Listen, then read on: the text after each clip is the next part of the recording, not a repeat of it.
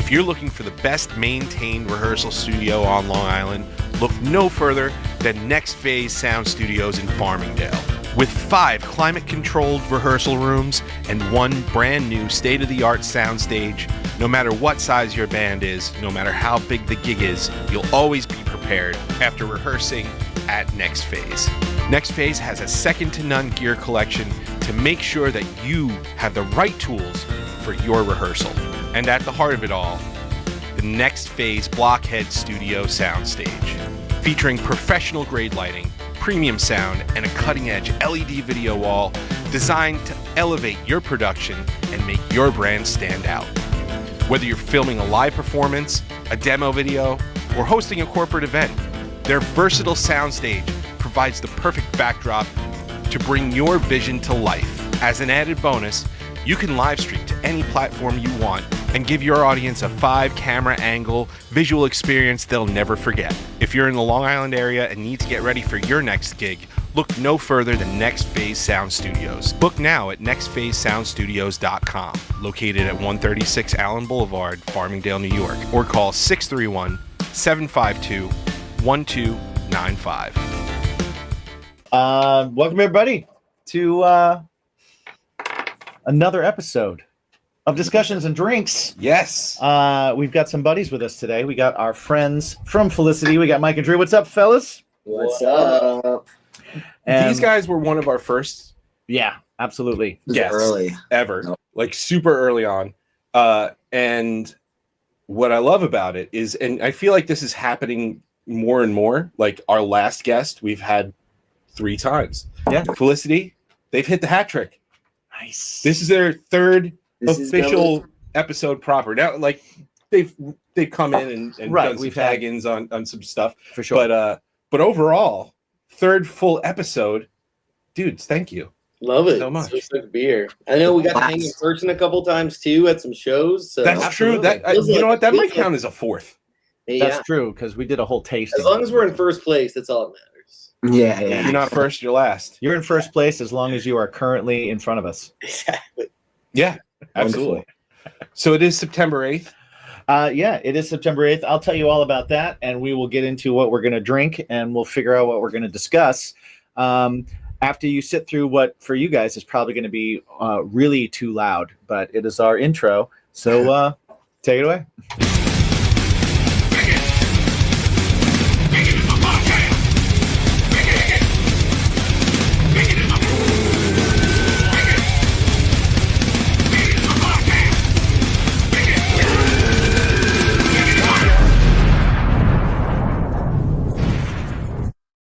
Yeah. There we And go.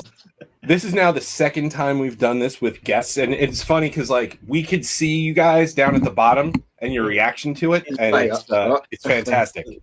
It might be one of my new favorite things about this new format of the show. It's pretty nice, right? It's just kind of seeing the bewilderment of like, what the fuck is that happening?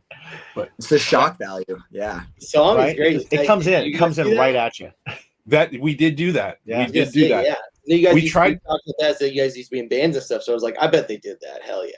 Oh yeah. Yeah. Well, actually, we tried to put it on Spotify, but you can't. I think it's got to be a minimum of like 37 seconds, and this is only 20. Yeah. Dang. Okay. Well, you just need to make it We wanted, extended. we wanted to give Yeah, it the people extended cut. ringtones. Yeah, we're gonna have to make an extended cut. Yeah. Just double it. Yeah. Copy paste in the. Yeah, you probably loop it twice, and yeah, it's just I like that. I think we have to write a bridge. We have to write a bridge now years later and just insert it. or just Oh an my insane God. guitar solo at the end of it. You know. Yeah. Yeah, It'll be breakdown. great too because I have all different equipment from then. Right. Yeah. But yeah. we'll just record the bridge, splice it in. splice it in. Perfect. Yeah. So what are we drinking today? We've got a little bit of Traveler whiskey. I have wooden mugs. Mm. I've never drunk from a wooden mug before. My good friend John Bossing sent these to me for a special occasion, National Waffle Day on August 24th. Mhm. And so he sent these to me, and I said, "This is awesome. This is cool. I can't wait to do it on the show." It was his birthday. National Waffle Day. National Waffle Day is your birthday. What a great We holiday. have a big connection to Waffle House personally as a Yo, this is leaking right through the bottom of the glass. Oh, sweet. Is it leaking through your glass? Oh yeah, It's completely leaking through the glass. guys. Oh, Safety tip: don't. Glass. No, here, that's yours. Don't use wooden glass for whiskey. Cheers. Let's take a sip out of it. Yeah. Oh shit. lesson Okay. learned. All right. Live and learn. Good safety tip. That Also, you don't fit much. So That went right through. yeah.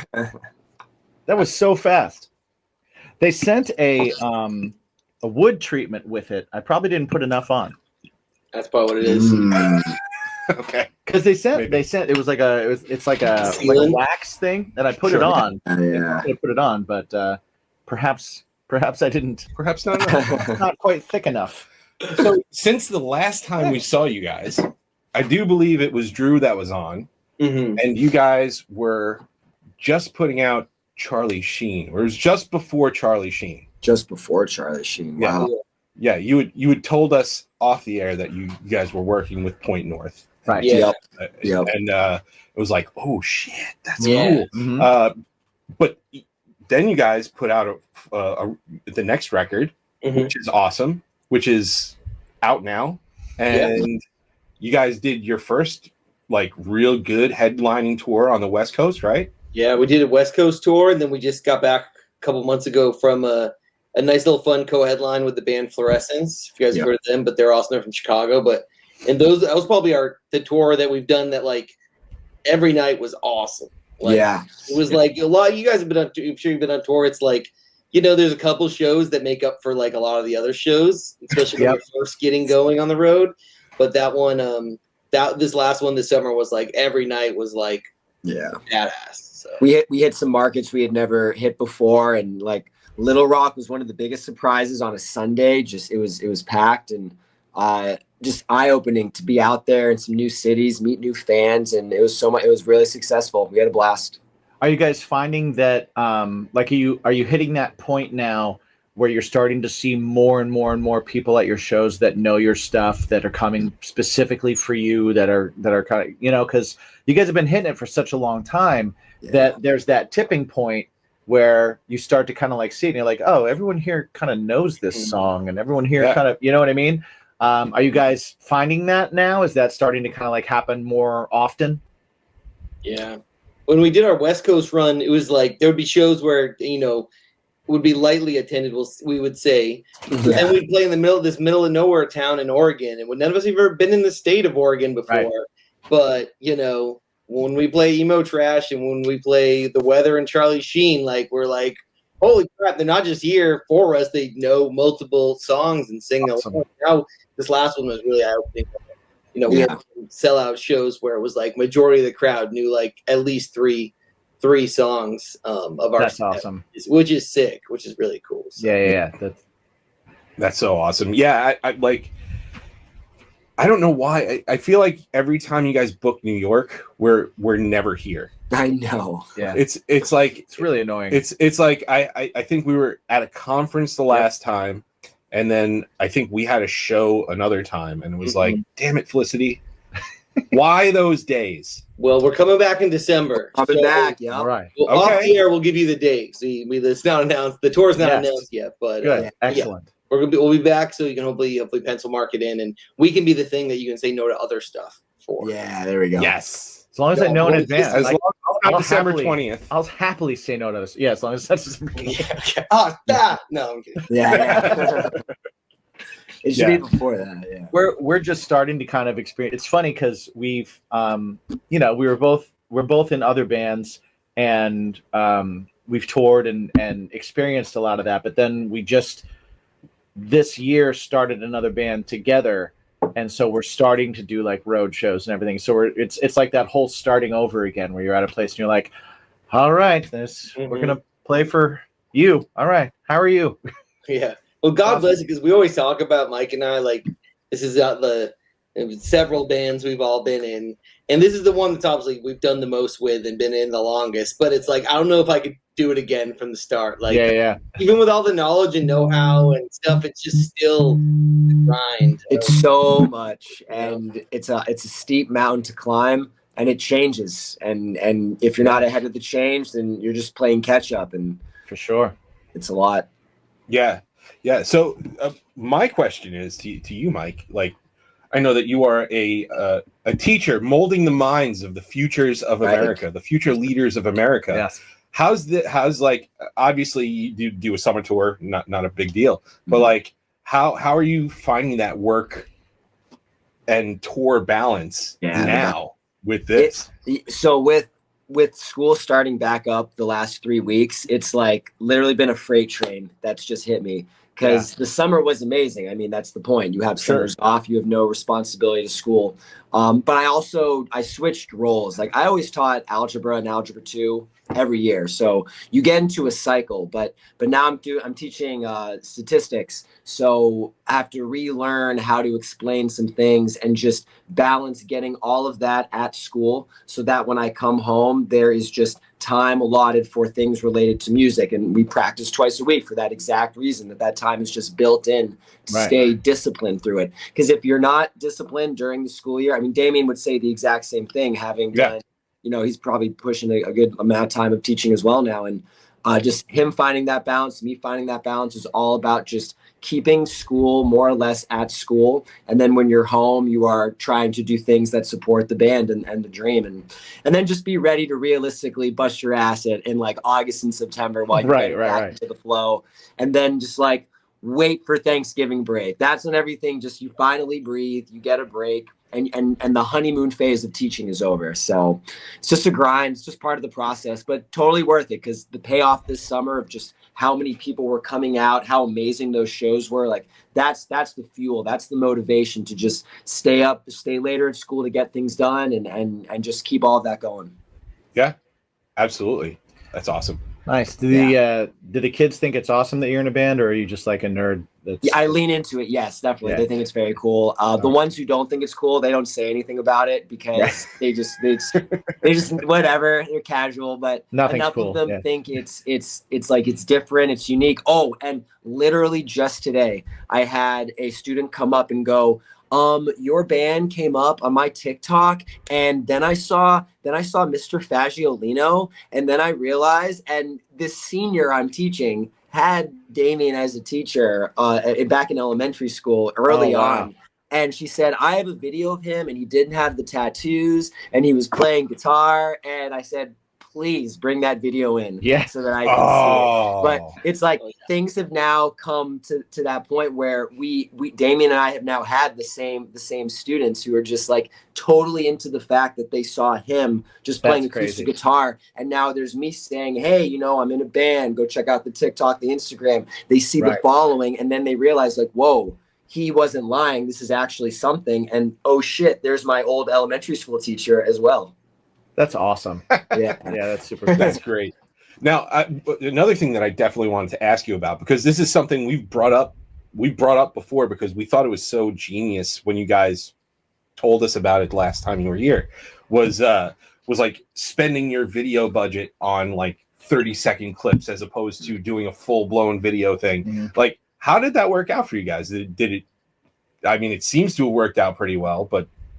Yeah, I mean, the music video budget, it's more just like allocating it anywhere else to record more songs, because we do have videographers we work with, and we can get like, $500. We can do a full day and do a video for every single one of our songs. Like, probably, similar format. We just change our clothes, maybe change the lighting so it looks and feels different. But, that's all you really need. And 30 seconds is even honestly a lot. Like, usually they end up being like 15 or less. But that's been working really great. We had the main reason our song The Weather is because we did a video with a professional videographer, but in my living room. And that day we did every single one of the songs in the same kind of high def 4K format, but we just did the chorus of probably like 20 songs. And we're like, cool, we have this stocked up so we can just have content, and we probably paid $500 for that entire day. And then that one of the weather went viral for whatever reason. It just was that song, and we had no idea it was going to be that one.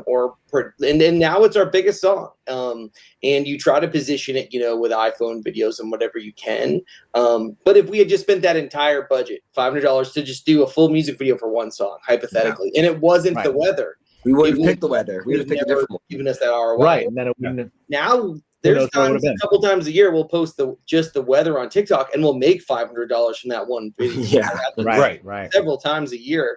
Not all the time, like every time we post it, I wish, but like a couple times a year, that song will just catch fire, and we'll make all that money back and then some just from that. So I think that's really just the way currently. Who knows?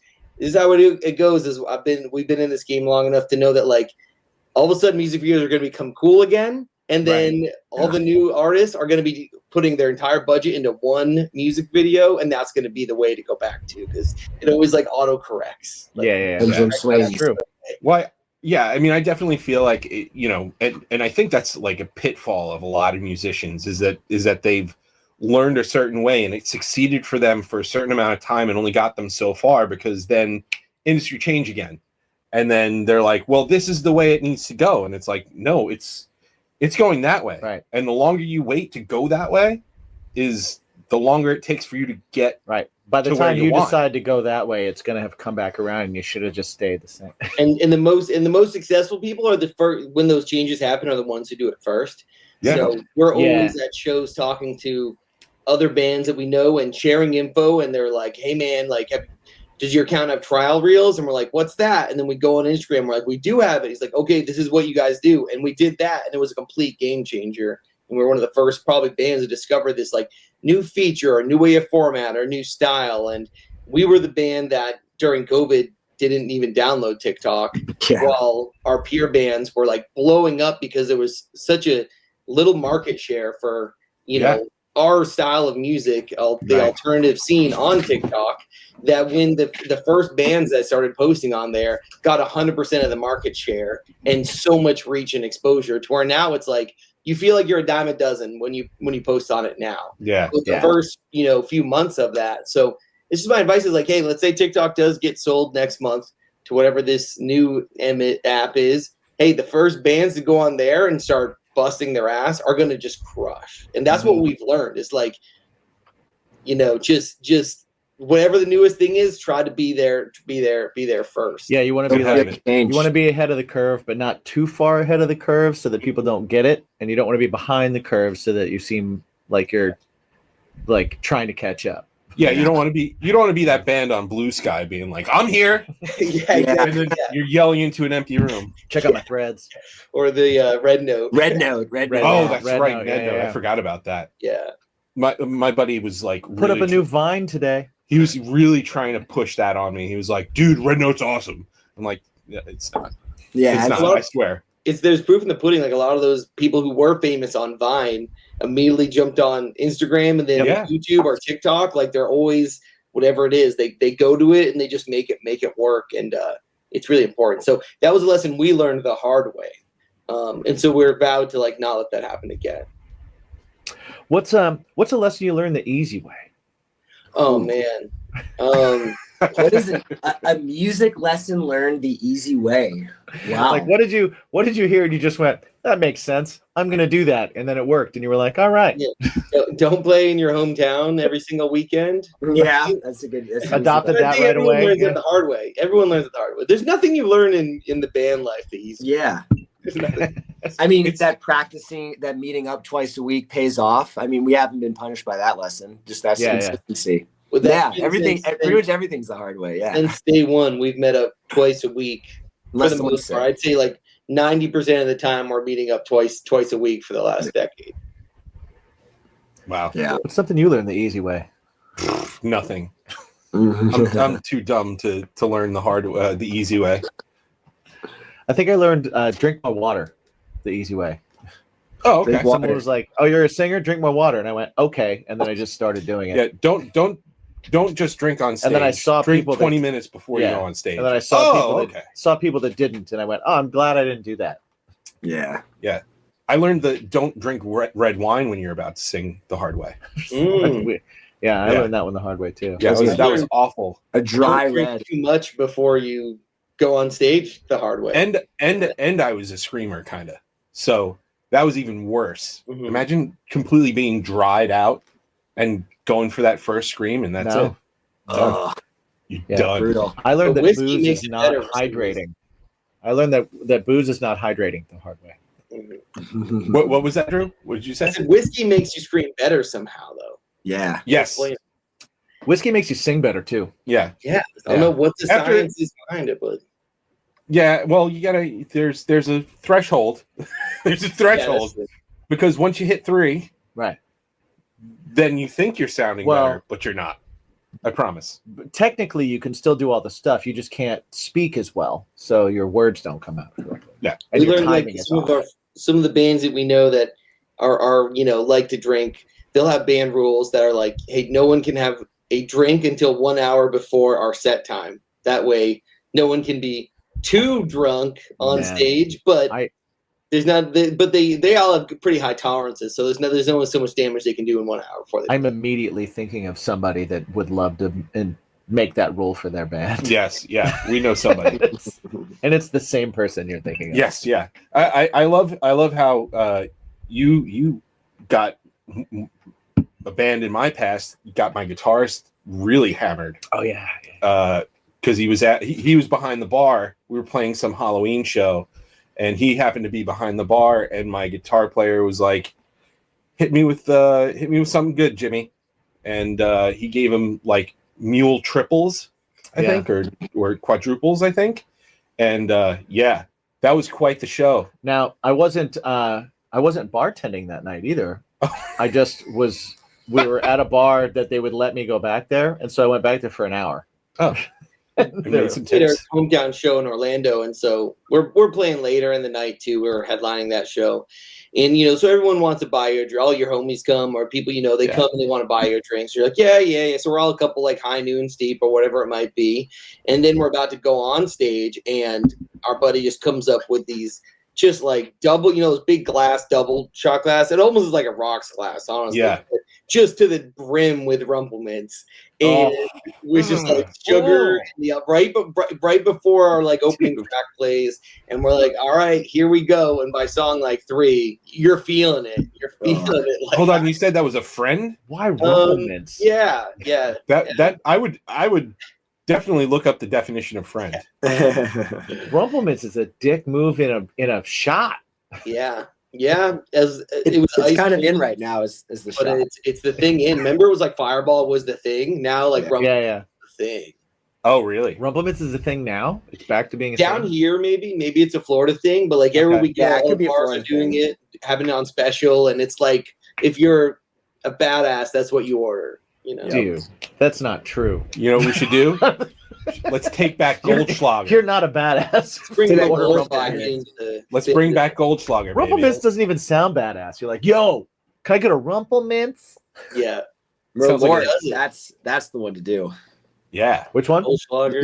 Merlort in Malort. Malort. Oh my God. Oh. Yeah. We did our first Malort playing our first show in Chicago last year, and I get it now. I get it. I get why everyone talks about it. Let's do it. Yep.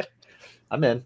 Yeah, there was so we belonged to we did at one time a podcast network for a little while, and their whole thing was like, we're the Highlander. We're the only one left.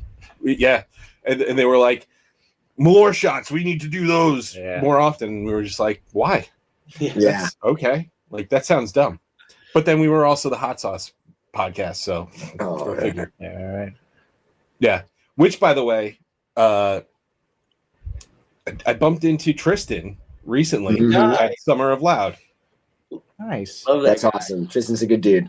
Yeah. He's playing drums for those dudes. Him up with those hot sauces at So What Fest. Yeah. Yeah.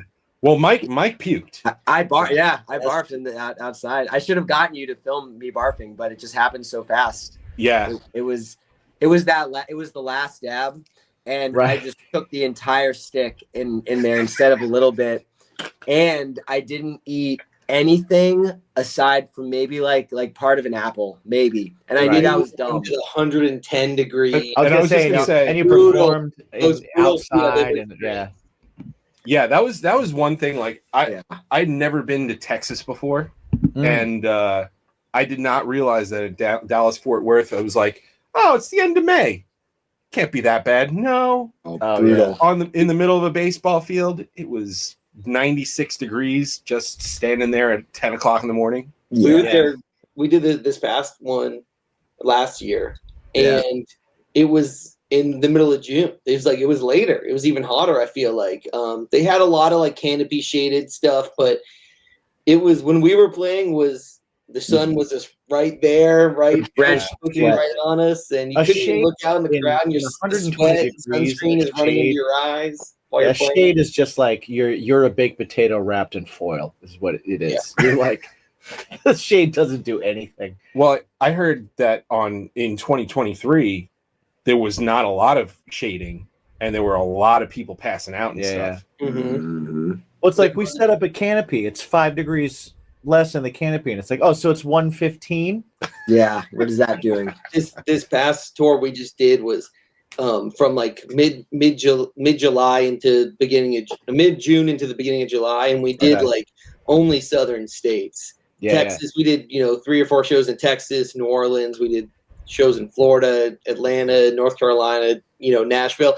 Everywhere was 100 degrees. Oh yeah. Everywhere inside the venue was 100 degrees. Like not a single venue could handle a sold out show with the air conditioning units that they like. It's hard for any building to be able to do that unless it's a massive venue. So we're doing like 100 cap rooms.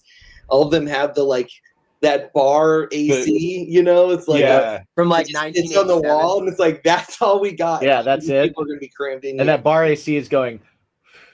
And I was like, this is the most uncomfortable tour we've ever done. Where just every show inside the venue was just like being outside at So What Fest. What highlight wise, and by highlight I mean which was like the craziest, maybe like worst venue you've encountered over the course of these past couple tours you guys did? Give us a high point and a low point. Like, because you got places like he'll always talk about Super Happy Funland. I want the Super Happy Fun. Have you guys played Super Happy Funland? No, dude. Okay, go on with your story, and then I'll fill you in on what. So I didn't. So bananas that is. In Anaheim, there's this vintage place called the Doll House. The Doll Hut. Even better. That's spelled the world famous Doll Hut. We don't need a hut. We need a house. We need a hut. Now you walk in there, and the one guy who's working everything, sound, bar, security, bathroom cleanup at the end of the night, I'm sure, everything. He will tell you that No Doubt came through and Weezer came through. Very cool. Love it. Love hearing that. Ape Reed used to play there all the time. Ape Reed, there, and like those are legit acts, and there's pictures everywhere. Like it looks cool, right? But with one dude running everything who isn't fully prepared for the rig that we had, because we're giving him all these sends. He had like the backing tracks were too loud, so certain things sounded like we were playing so perfectly, but it's like, no, that's backing track. Like the balance wasn't there. The stage was so cramped. Like you couldn't even, like the bar just intrudes on almost where the stage is, so it wraps around like a banana. And it's just, it was impossible to sound good. It was impossible to just perform. So you're just struggling, and people are just kind of jamming out to it, but it just felt weird. And with one guy running all of that, it's just not a functional venue. So and very cool that you're like, exactly what you're in for when you pull up this place and see it. Okay, you're like, all right, here we go. Let's do it. Oh, and the bathroom was so gross because there was just one guy who wasn't able to clean it. And yeah, that was our easily top 5 worst venues we've ever played, probably even top 3. I mean, it might even be the worst. That was a pretty rough one. We this last tour was pretty sweet with all the venues. Yeah. But the best one was probably going back to Dallas, because we had done So What Fest twice at this point last summer, which was cool, but it was like the festival thing, right? Yeah, right. We'd never just done a headline show there. So We played this venue. What was it called? Do you remember what it was called? Oh my gosh. Elam. Three Links Deep Elam. Yeah, something like that. Yeah. The three links Elam. Yeah. And it was just awesome. Like just a perfectly set up big deep room and pretty much sold. I'm pretty sure it was sold out. If not, it was closed. That one sold opened out. up the door and Nice. people were standing outside to listen as like a big garage door. But the crowd was insane and they definitely showed out and it was one of the coolest shows we played as far as like headlining without being like we're opening for somebody else or we're playing a festival for sure. Yeah. So if you get the opportunity to play Super Happy Funland in Houston, I will say do it. Now, with the caveat that our experience with that was we went to play South by. So we were down in Austin doing South by, and it was kind of on the way back. So we didn't have it booked. My girlfriend's band played it first because they were down for South by as well. So they played it, and then they got us and another band from New York that was also friends of ours that was doing South by to what just happened? I'm sending pictures. You're still good. Okay. The whole screen just went away for me. Sorry. So so we got booked there. She played, and then she booked our friend's band called Rebel 9, and then we were playing the night after Rebel 9. So it was this whole lineup thing. So Rebel 9 plays there, and my buddy DJ, the singer, hits me up, and he's like, I go, how's Super Happy Funland? Because I love the name. It sounds incredible. And he was like, so do you want me to tell you what this place is like? Mm-hmm. And I was like, oh, it's like that. And he was like, yeah, it's very much like that. And I said, okay, no, I don't want you to tell me what it's like. Yeah. I want to know. I want to experience it. So we show up, and basically what it is it's kind of like a community theater type building, right? And when you walk in, the very first thing that greets you is a whole bunch of Raggedy Ann dolls, right? Oh, yes. My God. Yes. Oh, Immediately man. to your left, when you walk in, there's a bunch of Raggedy Ann dolls. Now, I don't think that this picture shows. There is one giant Raggedy Ann doll and a small Raggedy Ann doll at its feet, and they are attached umbilical style with a garden hose. So that's our first thing that we walk in the door and we see that, right? After that, you go a little bit more forward and you're introduced to the one person that is handling everything at that venue, that's doing sound, that's doing everything, right? He offers you free chili that they give to the bands from a dusty crock pot that is sitting on a folding table, a little folding table, just by itself. There's a crock pot, some bowls, some like paper or styrofoam bowls, and some some spoons, some plastic cutlery, just strewn about, just there for you. Immediately, my guitar player and my bass player dive into this dusty chili. No. You walk to another part. Mike would be like, "Oh, sweet, there's chili here." Yeah. Right? Yeah. They're like, "Oh my God, food, fantastic." I was like, maybe I'll have the chili in an hour after I see how you guys do. The seating is like theater seating, so it's like the regular fold down seats, right? And then the stage is like I said, it's like a community theater type thing. And they have amps on the stage. And it's just like a regular type venue. And it's like too well lit. Right? And then there's like in another area, there's like weird paintings on the wall. And in another area, it's just like just old photographs of like nobody that you've ever heard of, and it's not even like bands, it's just like random people. It's just everything about the place, every corner is like a community art piece, right? And it's just the weirdest vibe when you go there, and it's divisive because half of my band was like, I hate this, I don't want to be here, we shouldn't be playing this show, we should leave. And then myself and the bass player were like, this is punk rock as shit, I love this. That place looks like it's run by Ed and Lorraine Warren, right? I want all of this. Everybody in there is just like has just looks like they are like they want you to ask them what their last painting was. Right? Everybody in there is like kind of artsy and kind of like weird and kind of like, you know, like I have half a hat on. I don't know why, but I have half a hat on. You know, like it's that type of weird. And we played. There was a crowd. They paid us. You got free chili? You got free chili? Did they get sick? They didn't get sick? They didn't get sick? That's wow, cool. The chili was safe.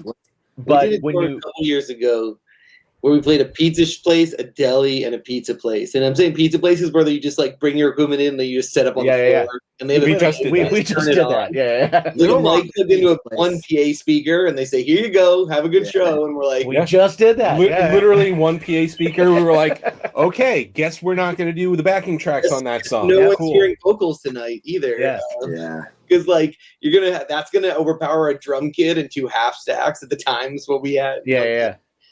But the specifically the deli was in Ringgold, Georgia.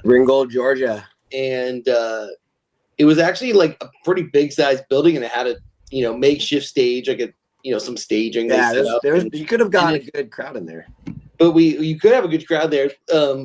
But no one showed up because this was in the middle of nowhere. I think there was like a tornado watch or it was a hurricane or something. So like no one was going to this show. And it was an off night. It wasn't like Friday or Saturday. Yeah, it was like Wednesday or something. We get there and the owner is just this old, mean guy, and he's just like, by the way, this is the last show I'm ever having here. Oh wow. So hopefully it's a good one so I can pay you. It's like that. It was like, hello, how to meet you. And then he just immediately goes into this rant that you can totally told 100 times. That's like, you better not, no drugs, no alcohol, like no, just like talking to us like he's the principal. And we're just like, okay, nice to meet you as well. Like before we even had said a word to him, he just went into this thing, and basically he bought us 2 like big Costco pizzas, was like the catering for the bands. It was 3 touring bands, but we weren't allowed to eat it in the venue because he wanted us to pay for the deli sandwiches. They had a deli food. It was a deli, and so like but it's pouring rain because of the storm hurricane. We had 3 bands underneath this little awning with 2 pizzas, just like sharing a Costco pizza, trying to stay out of the rain because we're not allowed to eat the pizza they provide us inside the venue. That no one was at. And then no one came. No one came to the show, and I think each band got $20. That's incredible. Yeah. And some pizza. That was our thing. So. Our pizza place, because it was a pizza place, let us eat the pizza inside. They did. That's nice. We're also from New York, and that was not good pizza. But one, it wasn't good pizza. But 2, they were like, here's the pizza for all the bands. And the pizza they gave was literally like an everything pie with every meat and I'm like, what? You are being like awfully like, I don't know that everybody likes all of this. Like there's some of it like, I'll eat whatever. I'm good. But not everybody's like that. And you're like, this is for everyone. Yeah. There was like peppers. There were It's onions. my favorite pie. It's like, oh man. Is yours what he likes? Yeah. It's like. Yeah, I was very surprised that they didn't go with just like a plain I don't pizza. mind it, but like, throw out a cheese and a pepperoni and let people go. Your first, like, this is what being on tour is like at the beginning. And now we get to the point where we just first of all, we just do, like, they offer us to buy it out, they're like, $100 catering budget. We're like, no, just give us the $100. We'll buy it. Yeah. But we've also played shows where, it's like a full catering setup, right? So it's like, it's cool. We're getting to the point where it's like, oh my God, like we're used to them saying like, here's the stage. There's a hose out back you can drink from. Like, the hell out of here as soon as you're done. Let it run for a bit because now it's like we're being treated like human beings, and the shows are getting better. People are coming, and we're making money, and we're getting fed and treated right. And it's like, hey, We're Nice. doing something. It's nice. Eating That's pizza awesome, man. inside the venue. That's the Internet goal. darlings Felicity They want finally catching on. they want you to know when you are hitting new steps, man. Yeah. You know what I mean? Like, it's like, are we at a new level? It feels like we're at a new level. Yeah. That was this last couple tours. The West Coast one definitely just because like in every city we were in, there was like maybe just a handful of people, but they were there already with merch. Were there just for us, even if the show was Nice. slightly attended. There was people there at doors waiting in line to come meet us from TikTok, and we were in like Twin Falls, Idaho, and there was like people who had bought tickets to come see us. Yeah. We were like, whatever. And then this last one, which is more our market, Southeast, where we've played a lot, was like a lot of the shows were selling out, and the ones that didn't would have sold out in some of the other venues. The only ones that didn't sell out were like, 300 cap rooms, over 200 cap rooms, but all the 100 cap rooms sold out. And most shows all had 100 tickets sold, which was nuts. We did not expect that at all. So we're really excited about this next one to see kind of what happens. Yeah, your next plateau that you'll hit is, if you haven't hit it already, is when they start taking a percentage of your merch at every single venue. Then you're like, oh, Cool. I just sold a shirt for $20 and I get so now we have to 12. raise Sweet. prices. Now we raise prices, yeah. It's like, I wish we could get a percentage of all your alcohol sales tonight that all these people are here to see my band. Wouldn't that be nice? I like that. Wouldn't that be nice? It's how we trade. They used to get do a that. percentage of the alcohol sales, and you guys get a percentage of our merch sales. I've heard that they used to do that, like in the 80s. Yeah. Wow. In the What 80s, is they gave you like booze. We've done shows where we just negotiated the payout was just a percentage of their alcohol sales, and you know, I mean, like $500. Sometimes that's a better. Yeah. That's a better move. Especially if you are in a band where people come and drink. At your show. I didn't think about that. That's a good And idea. that's how you get. That's how you learn. that's how you make sure that the band pushes tipping your bartender. Tip your bartender. and buying drinks. Yeah. I like that. We used to do a gig. We had a it was in Clarion, Pennsylvania. We've And, stayed in Clarion, stayed there Pennsylvania. once. That's Oh, awesome. nice. We played a bar in Clarion that had us come back every 6 months, and they would advertise us. It was ridiculous. They would pay us to come in a day early. They'd like pay for a hotel and all that stuff, and they wanted us to just come hang out at the bar the night before, so that like we would talk to people and hang out and be part of the scene, and then the next night we would play. And then after we played, I would bartend for an hour. Like I would come off stage and go behind the bar and bartend for an hour with their bartenders. And I wouldn't keep any tips or anything like that. Right. But like, but it was like, they were like, okay, you're going to come off stage. And I was like, yeah, I need to go to the merch. And they're like, no, we want you, you're going to come behind the bar. They'll Like, drive everyone to the bar. Yeah. So it brings everybody to the bar. And it actually like ended up being a really good thing, because we ended up getting like, they would give us parts of the tips, and they would give us more money and all that kind of stuff. But it was That's a great idea. It was a good negotiating about thing. that. It was like, oh, we have a member of the band that can bartend. If we put them behind the bar right after they play, everybody's going to come to the bar and buy drinks. I was like, cool, because they're all going to buy me drinks, Yeah. and I'm going to ring them up for all, which was great. Yeah. And the bar then made more money, and they were like, oh, okay, you get a percentage of it then. Huh.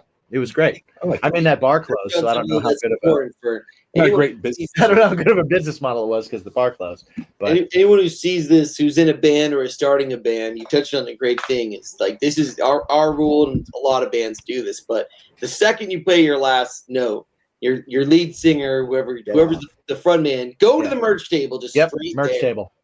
People see them there, and they want to come talk to him or meet him, get a picture with him, and then Damien's just like, hey, yeah, check out what we got. Do you have one of these yet? And they can't say no at that point. It's funny. Yeah. It's funny. Our merch player and guitar player, get them there. Or I mean, singer and guitar player, get them to the merch right away. Everybody else help pack up, help the drummer pack up, and then everybody else get there afterwards. But get those two there as quickly as possible. Yeah, it's funny. Like so our singer in this other project, Oswald's Revenge, our singer, he's not used to that setup where it's like you actually have merch and you have like a system in place and stuff like that. So like we'll be done with our set, and he's like, okay, I'm gonna take the signs down. I'm like, no, We're like, go to the merch. Get out of here. Go to merch. Stop time. it. Yeah. Yeah. He starts unplugging stuff. We're like, we got that. We got No. Don't Get touch. out of here. Go. I don't need you to take a sign down. Exactly. I got I it. need you to make money. Yeah. Hell yeah. So lots of changes going on with the Felicity camp. You know, you put the record out independently. Yes. Yep. You're making some other changes on the back end as well, which is how we ended up reconnecting, which was like through a mutual friend for a long time, and it was like, oh, okay, you're working with them now. That's cool. Yeah. Right. I may have made a swapsy. Yeah. We'll talk about that later. But tell us what's on the horizon besides this next tour. What's next for Felicity? We have a tour we're about to announce. We're just wrapping up trying to wrap up the last couple straggler dates, so that, you know, you always want the full thing to be booked. Hopefully, there's a couple. You know, there's always those couple dates that are the last ones to fall through. It's like, we need a show within this radius to make this work. But so we're just wrapping up the last couple of those, and we're gonna have a tour to finish the year, which we're really excited about to announce and get that out. And then we have the second half of this mixtape project. So Mixtape Around the World Volume 1 just came out in June, and Mixtape From the World Volume 2 is almost done, and we're going to be having the final masters of that hopefully in the next couple weeks, and then start planning that release. And Mike and I we're already working on the music that's going to come after that, writing and stuff, and then hopefully kicking off 2026 with a bang. I love that. So like, yeah, we were just talking about that too, about the whole like following up your release and stuff like that, and you know, what a lot of people don't realize when you're in a band, like when you release a record, it's like, yeah, no, we're gonna work on the next record, but we have to push this one. Right. Like, we put money into this. We don't just put money into it so this way we're like, it's out. Let's do another one. Like, maximizing the time on that record is paramount. It's like what's most important about the whole thing. And you guys are kicking ass, man. I love it. I love seeing you guys growing up right in front of our eyes. Yeah.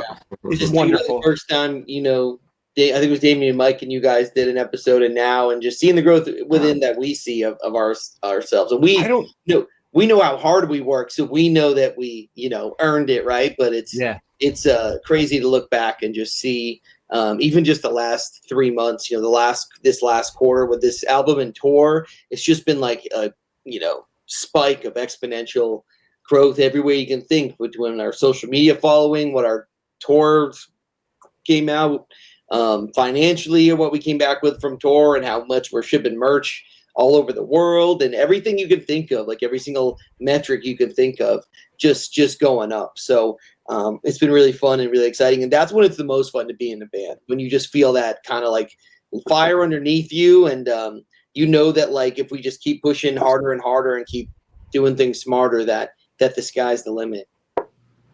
Yep. Yeah. I think the first time you came out was before The Weather came out. That's crazy. Yeah. Probably was to promote that album, Dear Universe. It was wild. Mm-hmm. So wild. 2021. Yeah. Yeah. It was like, we started the show November 2020. Yeah. And we weren't doing guests yet until like early 2021. Right. And that's when we met you guys. Wow. And that album came out, and we were just kind of getting into TikTok, and we didn't really even know how to promote a full length. That was our first full length record. Yeah. We did a couple like EPs, but that was even all before how you market music. After COVID, like how you market music changed overnight, which was insane. And we had released a few EPs from going back to like 2016, and we'd all been in bands before that where we had released stuff. So, you know, you print 1 million CDs and you do a local CD show, and then maybe you book a little tour around it, and that was really it. You do full length music videos, and then it was like overnight everything changed. So it wasn't until I think like almost a year later that we started really picking up traction on TikTok, and then The Weather blew up. like a year later. It was like a year after it came out that it actually went kind of viral. And so it's just crazy. If you guys didn't cause ruckus in retail establishments, you know. If we had never come on this podcast, never Yeah. would have happened. The butterfly effect, So. Well, you know. Do you feel like, so I know there's going to be like other bands, some of our contemporaries will watch this and stuff. Do you feel like there was a point where it was a night and day difference, or was it incremental the whole time and you just kind of like, okay, we're finally starting to roll into something, or was it like, like, when is this going to happen? When is this going to happen? When is this going to happen? Keep kind of grinding. And then all of a sudden it was like, oh shit, there's a lot that's happening with this. We have to change how we do things now, today. The tour, the last winter tour, that was definitely a wake-up call on just the logistics that have to go into everything, and how if those logistics are even fumbled the slightest, then the snowball effect of, oh, now we have to find this hotel. Now, like, we had booked a hotel. We had to drive a couple hours after the show to get there. We show up at like 4:10 a.m. and they reset their system at 4 a.m. Yes. So the reservation gone, no place to stay. Right. By the grace of God, we found a spot. Okay, cool. We were able to adjust. But just surviving that run and knowing like we're driving longer distances we've ever been. We have to plan these hotels or we're not going to have a place to stay. Damien could get sick. That would be the worst thing that could happen. Plane flights, all of that. And returning. And we all talked about like what went well, what could we improve upon? And all of those little things that were kind of the nuances of that winter run, we revamped and executed with this summer run, and it was way more successful. We had some Airbnbs. We found a hotel if it was cheap enough. There was no fault, like the driving post-show. It was all planned accordingly so that stuff didn't happen. So like in terms of a wake-up call, that was without a doubt mega huge wake-up call. But I would say at the same time, though, things have been incremental in terms of like the social media growth and our impact there as well. And we see it so much more clearly now, but it's definitely just been a grind and a lot of stepping stones. It was a point I remember, it was probably maybe the start of 2022. I think maybe it was the start. Yeah, it started 2022 where we just looked at ourselves and we were like, guys, we have to change how we're doing things. Like we're meeting up twice a week, but we can't just practice our live set, which is what we've just been in the habit of. Like, we're just going to be so good live. We're going to be so good live. And we work. Yeah. Like, honestly, we work because that's all we focus on. But we're like, this content and marketing is so much more important. We have to be putting more and more into it. And we all just looked at ourselves in the face and we're like, hey guys, by the way, we're going to be a TikTok band starting today. And if anyone's not down with that, then like, there's the door. And like the lineup did change not long after that because people were in it for you're down for, you guys know what it is, you've been in bands, everyone's down for the grind until they're not down for the grind. Right. And this was a different type of grind and we really embraced it. And that was when we really, really like that fire started to light that fuse and things started to change. And we just invest more and more into that, and just understand that like whatever that grind is we have to do might change tomorrow, and we just have to be ready to be adaptable. And that's, I think, the biggest lesson we learned through all of that. And the whole like, okay, like we hit this threshold, like we're never satisfied. I think that's like our biggest blessing and a curse is like, we still feel like the smallest band on earth. We still feel like we've accomplished nothing. We still feel we're like, if we were Metallica, we were like, well, why aren't we the Beatles? It's just, there's nothing. There's something to prove. Yeah. I think if you lose that, you're done.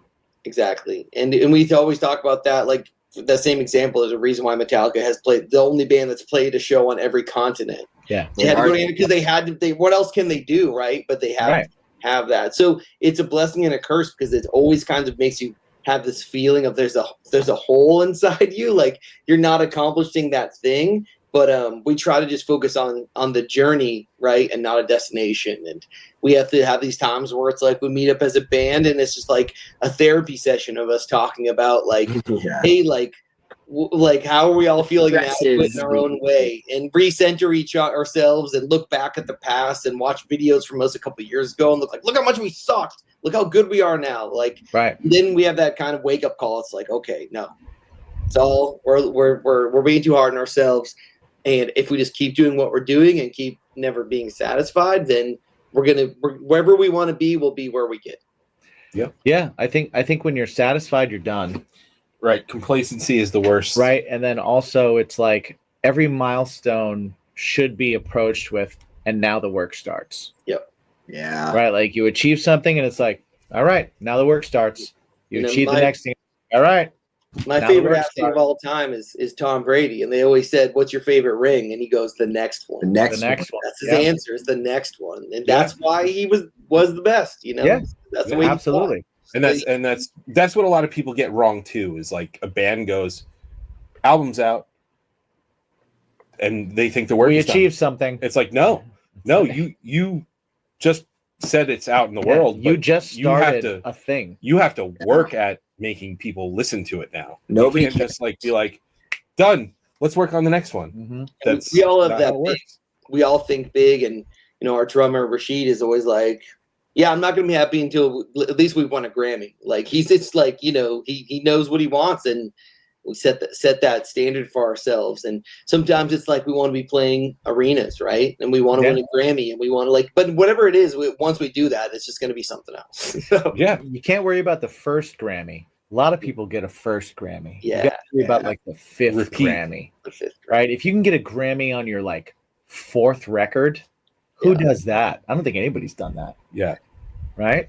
So that's a great question. Yeah. Right? Like that's the goal. Yeah. The goal is like, okay, can we be better on record 4 than we were on record 1 when we were hungry? Mm-hmm. Can we be better? Can we still reach the same people when we're more successful? Yeah. Can we, like all those things are those are the questions, those are the goals, those are the things that, as long as you hold on to that, like, then there's always a place to go. Hell yeah. Right. So dudes, before we head out here, you got to give everybody a reminder. This is your third time. Right. I hope we have new listeners since the last time you came on. So for those new listeners, let everybody know where they can find everything Felicity and what's going on. Jules, you want to take this one? Ooh, Jules. You can find us everywhere at We Are Felicity, and that's everywhere. WeareFelicity. Should be on the screen if I spelled it right. We Are Felicity. And we are super active on TikTok and Instagram, so we're the most. But you can find us everywhere. And if you Google We Are Felicity, then we should come up everywhere. And just appreciate you guys having us on. And thank you. Super stoked to hopefully get to party with you guys in New York in a few months. Yeah, man. Yeah, fingers crossed. I would love that. If he spelled everything wrong, then it's going to be in the description. Someone else gets on the chat. It'll be below. Wouldn't be the first time. I used to do this thing where I'd flip my guitar over and it said follow at We Are Felicity. Right. And it was on it for years, and I did it every show. And then finally someone was like, it's spelled wrong. And I was like, what? And I went, oh no. Oh, and none of us caught it. And no one's noticed or said anything to me. Your brain just can autocorrect words. Yes. That's incredible. It was that for years. Holy crap. Dude, that's the amazing. best and worst thing about our brains is that we're designed to see patterns. Yeah. Oh yeah. And finish it. Yeah. Yeah. Amazing. Well, guys, thank you for hanging out. I can't wait to hear more about what's coming up in the future, because it's gonna be fucking sick. Yeah. And always remember to ask yourself, what was that thing? What's that question? That's the question. The question. Do you remember the question? I always remember the question. What's your bacon? What's your bacon? What's your bacon? Yes. Obviously. Hell yeah. I was waiting for that to be said. It's the anticipation. That's how we close it. That's right. That's how you close it. Hell yeah. We build anticipation. We're just edging. Just edging. Awesome. It's been Dudes, great, guys. Thanks a lot. thank It's you. a lot of fun.